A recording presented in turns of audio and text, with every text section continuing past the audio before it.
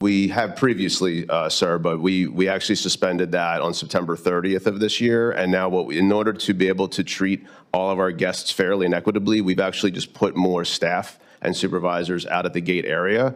And they're the ones that are still making sure that everyone's treated fairly and equitably, which is the point behind these kinds of programs. But we have removed that program as of September 30th. Oh, interesting.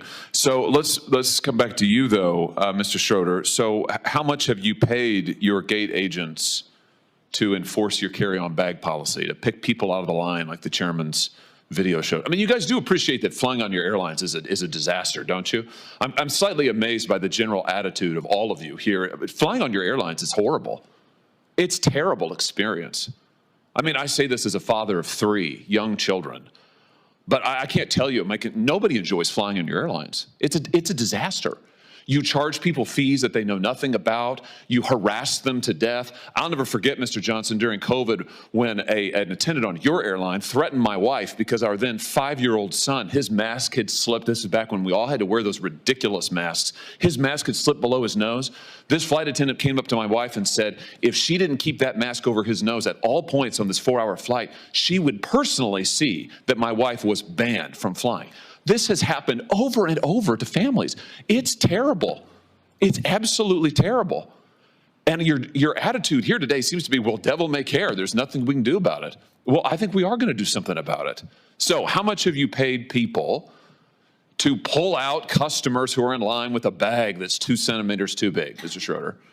Well, we recognize this is a hard job, and so therefore we incentivize them to do that. How much? It's $10 per bag. Wow. $10 per bag. And I think, Mr. Klein, you and Mr. Schroeder, your airlines cumulatively have spent $26 million paying gate agents between 2022 and 2023 to catch passengers whose bags are a little bit too big. $26 million. I mean, if people want to know why it's such a terrible experience to fly, this is news for them today. Your airlines are paying millions of dollars to your employees to harass people who've already paid. They're there in line because they've already paid. It's unbelievable. By the way, let me just ask you this while I have you here. Why is it that you charge different people different fees for carry-on bags? Why is that, Mr. Klein? Why isn't it just a flat fee? Why is it that I might get charged one fee, but my wife might get charged a different fee? Why is that? So overall, our job is to generate the most revenue we can so we can be profitable as an airline. If we're not profitable as well, actually we have costs, and there's costs out there, and we have to make sure that we're above the cost line in order to make sure that we can run a profitable entity. Yeah, I got it. No, I got it. I got it. And money's the answer. So last year, your carry-on bag fees ranged between $15 and $99. That's extraordinary. One person might pay 15, somebody else might pay 99. How do you determine it? Is it based on personal characteristics? It's you charge never women more? It's never based on personal characteristics. You charge minors more? We do not, sir. What, just people who are suckers? I mean, how do you do it? Well, there is a cost to carry any kind of bag. Yeah, but why do you charge some people more? I understand the cost, and you made clear money's your bottom line. I get that, but why is it that you're charging some people what, triple, quadruple the amount? Well, the length of the flight should matter in this as well. So yeah, but that's not the data. The data shows is we're talking about the same people on the same flight might get charged radically different prices for a one carry-on bag. You do the same thing for check bags. Why is that? Right. So just for the record, the $99 charge has been reduced to $79 as a maximum.